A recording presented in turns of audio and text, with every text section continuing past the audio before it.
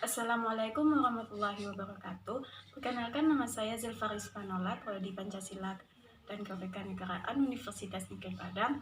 Di sini saya akan mencoba membahas materi SMP, yaitu tentang norma dan keadilan.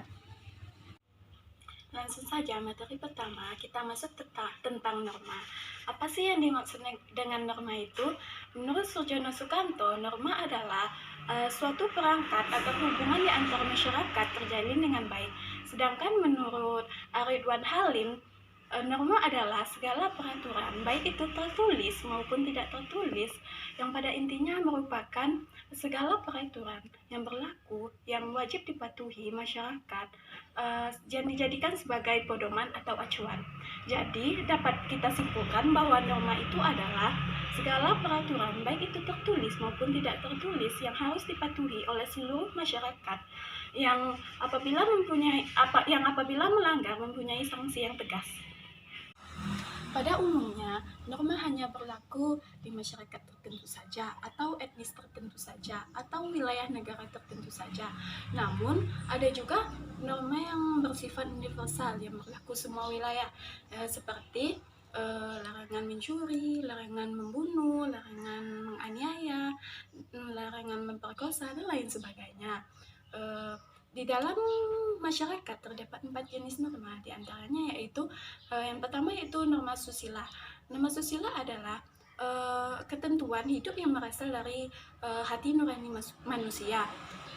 Norma susila ini melarang manusia untuk berbuat tidak baik kepada sesamanya karena bertentangan langsung dengan hati nurani manusia yang normal.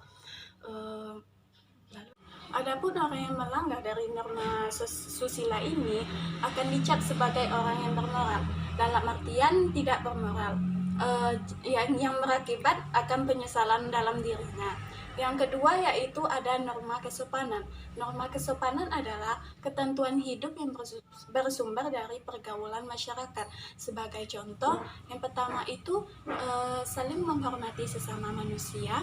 Yang kedua yaitu apabila hendak pergi ke sekolah atau kuliah hendak memakai pakaian yang rapi. Yang ketiga yaitu apabila hendak mau keluar rumah kita harus minta izin kepada orang tua. Jadi apabila ada seseorang yang melanggar dari norma kesopanan ini akan menimbulkan celaan dari sesamanya.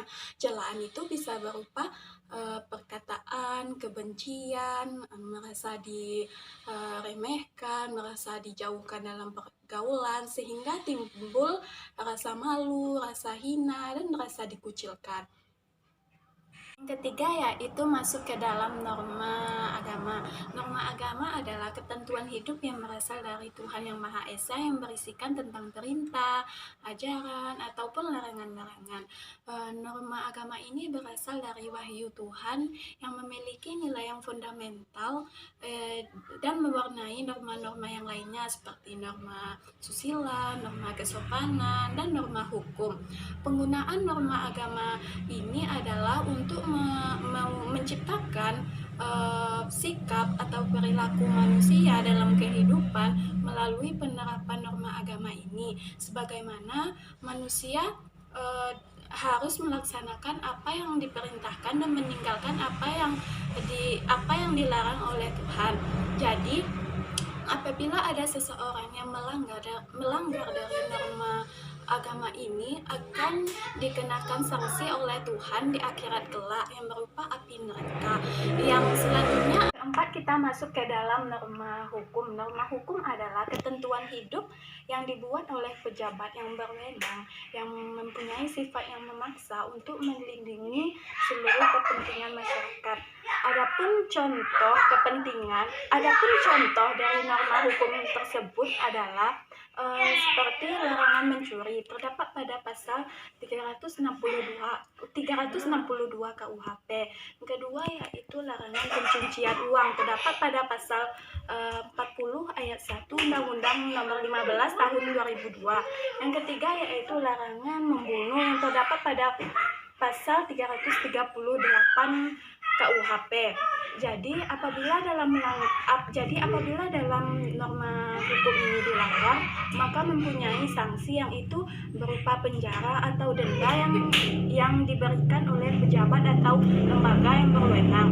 Jadi dari 4 norma tersebut, jadi apa sih dari fungsi dari norma tersebut? Yang pertama itu sebagai pedoman dalam berperilaku. Yang kedua yaitu sebagai alat untuk mengatur kerukunan antar masyarakat. Yang ketiga yaitu sebagai sistem kontrol sosial. Yang keempat yaitu sebagai alat untuk mewujudkan keadilan. Yang kedua kita masuk tentang keadilan. Apa itu keadilan? Menurut Aristoteles, keadilan adalah tindakan yang terletak antara memberi terlalu banyak atau terlalu sedikit, yang berarti memberi sesuatu kepada seseorang sesuai dengan haknya. Menurut Aristoteles, keadilan terdiri dari 5 jenis. Yang pertama itu keadilan komunikatif. Keadilan komunikatif adalah perlakuan kepada seseorang tanpa melihat jasa-jasanya. Seperti contoh, pemberian sanksi kepada seseorang tanpa melihat jasa atau jabatannya. Yang kedua yaitu seorang ibu memberikan hadiah yang sama kepada anak-anaknya tanpa melihat perlakuan anak-anak tersebut kepada ibunya. Yang kedua itu yaitu keadilan distributif. Keadilan distributif yaitu perlakuan kepada seseorang dengan memperhatikan jasa-jasanya. Seperti contoh, bos memberikan gaji yang lebih kepada karyawannya yang rajin atau profesional. Yang kedua yaitu mandor memberikan upah kepada para pekerjanya sesuai dengan apa yang telah ia kerjakan. Yang ketiga yaitu keadilan kodrat alam. Keadilan kodrat alam adalah perlakuan kepada seseorang menurut hukum alam. Sebagai contoh, seseorang berbuat baik apabila seseorang tersebut berbuat baik pula kepadanya. Yang keempat yaitu keadilan konvensional. Keadilan konvensional adalah keadilan yang terjadi apabila seseorang menaati peraturan, khususnya peraturan perundang-undangan. Yang kelima yaitu keadilan perbaikan. Keadilan perbaikan adalah keadilan yang terjadi apabila seseorang telah mencemar nama baikkan orang lain. Sebagai contoh, seseorang meminta maaf melalui media massa atau secara langsung karena telah mencemar nama baikkan si korban. Dari teori Aristoteles tersebut membawa perubahan besar terhadap dunia, bahkan khususnya Indonesia, karena sudah dirasakan sejak dahulu. Mungkin namun demikian belum dirasakan langsung oleh kita. Secara umum, keadilan terdiri dari 6 jenis. Yang pertama yaitu keadilan komunikatif. Keadilan komunikatif sudah dijelaskan tadi bahwa keadilan komunikatif adalah perlakuan kepada seseorang tanpa melihat jasa-jasanya. Yang kedua yaitu keadilan distributif. Keadilan distributif adalah perlakuan kepada seseorang dengan memperhatikan jasa-jasanya. Yang ketiga yaitu keadilan legal. Keadilan legal adalah keadilan yang menurut undang-undang, di mana yang objeknya adalah masyarakat yang dilindungi undang-undang untuk kebaikan bersama. Sebagai contoh yaitu semua pengendara wajib menaati rambu-rambu lalu lintas.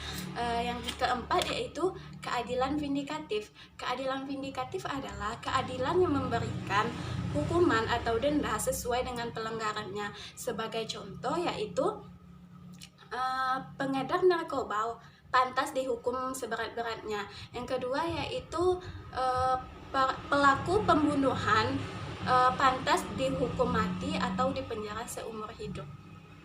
Yang kelima yaitu keadilan kreatif. Keadilan kreatif adalah keadilan yang memberikan masing-masing orang berdasarkan bagiannya yang berupa kebebasan untuk menciptakan kreativitas yang dimilikinya. Yang keenam yaitu keadilan protektif. Keadilan protektif adalah keadilan yang memberikan perlindungan kepada semua orang dari sewenang-wenang oleh pihak lain. Sebagai contoh, polisi wajib menjaga masyarakat dari tindak kejahatan. Oke guys, sampai di sini dulu materi kita kali ini ya. Semoga bermanfaat. Assalamualaikum warahmatullahi wabarakatuh. Stay tune ya.